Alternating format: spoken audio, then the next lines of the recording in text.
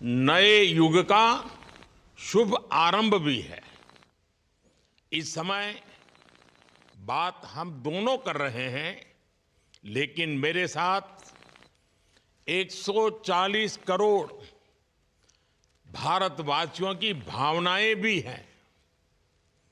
मेरी आवाज में सभी भारतीयों का उत्साह और उमंग शामिल है।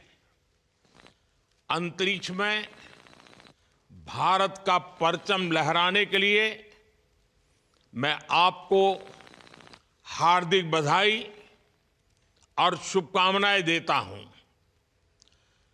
मैं ज्यादा समय नहीं ले रहा हूं, तो सबसे पहले तो ये बताइए, वहां सब कुशल मंगल है? आपकी तबीयत ठीक है? जी प्रधानमंत्री जी, बहुत बहुत धन्यवाद आपकी विशेष का और 140 करोड़ मेरे देशवासियों की विशेष का। मैं यहाँ बिल्कुल ठीक हूँ, सुरक्षित हूँ। आप सबके आशीर्वाद और प्यार की वजह से बहुत अच्छा लग रहा है। बहुत नया एक्सपीरियंस है ये। और कहीं ना कहीं बहुत सारी चीज़ें ऐसी हो रही हैं जो दर्शाती हैं कि मैं और मेरे जैसे बहुत सारे लोग हमारे देश में और हमारा भारत किस दिशा में जा रहा है। ये जो मेरी यात्रा है, ये पृथ्वी से ऑर्बिट की 400 किलोमीटर तक की जो छोटी सी यात्रा है, ये सिर्फ मेरी नहीं है। मुझे लगता है कहीं ना कहीं हमारे देश की भी यात्रा है। बिकॉज जब मैं छोटा था, मैं कभी सोच नहीं पाया कि मैं एस्ट्रोनॉट बन सकता हूँ।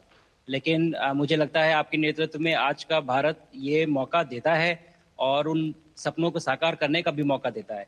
तो ये बहुत बड़ी उपलब्धि है मेरे लिए और मैं बहुत गर्व फील कर रहा हूँ कि मैं यहाँ पे अपने देश का प्रतिनिधित्व कर पा रहा हूँ। धन्यवाद प्रधानमंत्री जी। शुभ। आप दूर अंतरिक्ष में है, जहां ग्रेविटी ना के बराबर है, पर हर भारतीय देख रहा है कि आप कितने डाउन टू अर्थ है। आप जो गाजर का हलवा ले गए हैं, क्या उससे अपने साथियों को खिलाया?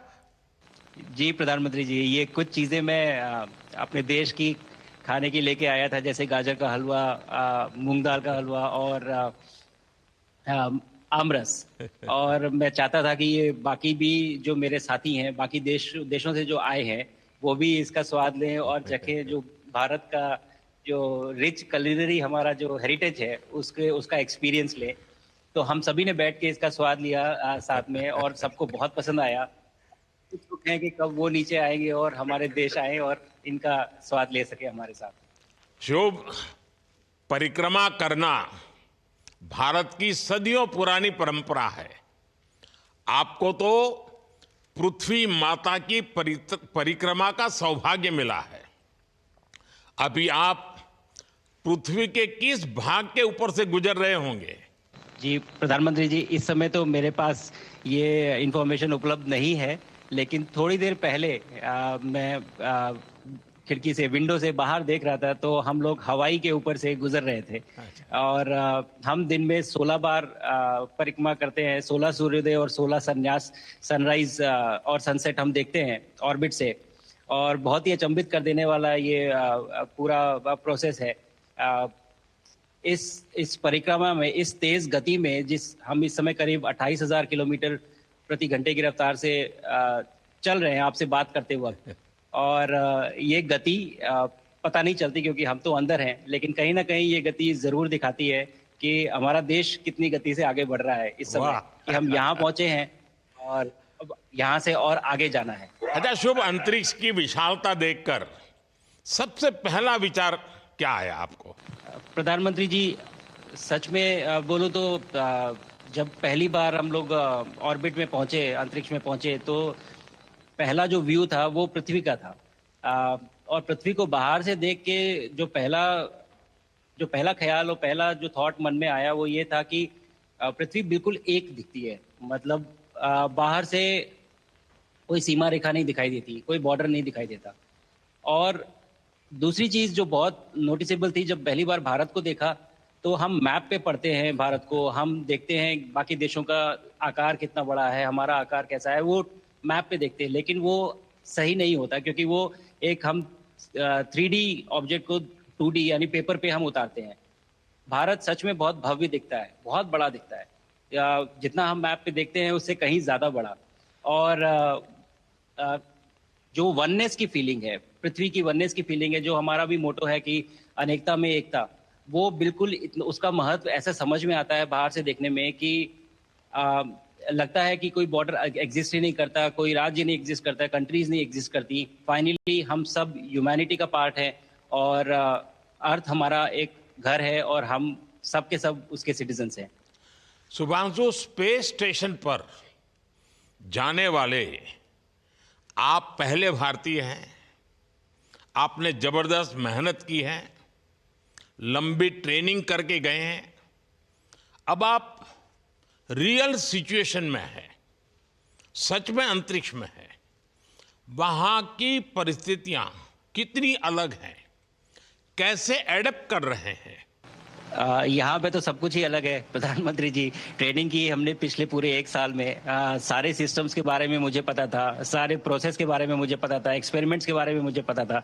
लेकिन यहाँ आते ही सडनली सब चेंज हो गया। बिकॉज हमारे शरीर को ग्रेविटी में रहने की इतनी आदत हो जाती है कि हर एक चीज उससे डिसाइड होती है। पर यहाँ आने के बाद चूंकि ग्रेविटी माइक्रो ग्रेविटी है, एब्सेंट है, तो छोटी छोटी चीजें भी बहुत मुश्किल हो जाती हैं। अभी आपसे बात करते वक्त मैंने अपने पैरों को बांध रखा है, नहीं तो मैं ऊपर चला जाऊंगा। और माइक को भी जैसे छोटी छोटी चीजें हैं, अगर इसको छोड़ के दूं तो भी ये ऐसे फ्लोट करता रहता है। पानी पीना, पैदल चलना, सोना। सोना बहुत बड़ा चैलेंज है। आप छत पे सो सकते हैं, आप दीवारों पे सो सकते हैं, आप जमीन पे सो सकते हैं। तो पता सब कुछ होता है प्रधानमंत्री जी। ट्रेनिंग अच्छी है, लेकिन वातावरण चेंज होता है तो थोड़ा सा यूज टू होने में 1-2 दिन लगते हैं, बट फिर ठीक हो शुभ, जाता है, फिर भारत की नॉर्मल हो जाता है। ताकत साइंस और स्पिरिचुअलिटी दोनों है। आप अंतरिक्ष यात्रा पर हैं, लेकिन भारत की यात्रा भी चल रही होगी। भीतर में भारत दौड़ता होगा। क्या उस माहौल में मेडिटेशन और माइंडफुलनेस का लाभ भी मिलता है क्या? अ, जी प्रधानमंत्री जी, मैं बिल्कुल सहमत हूँ। मैं कहीं ना कहीं ये मानता हूँ कि भारत ऑलरेडी दौड़ रहा है और ये मिशन तो केवल एक पहली सीढ़ी है उस एक बड़ी दौड़ का। और हम जरूर आगे पहुंच रहे हैं और अंतरिक्ष में हमारे खुद के स्टेशन भी होंगे और बहुत सारे लोग पहुंचेंगे। और माइंडफुलनेस का भी बहुत फर्क पड़ता है।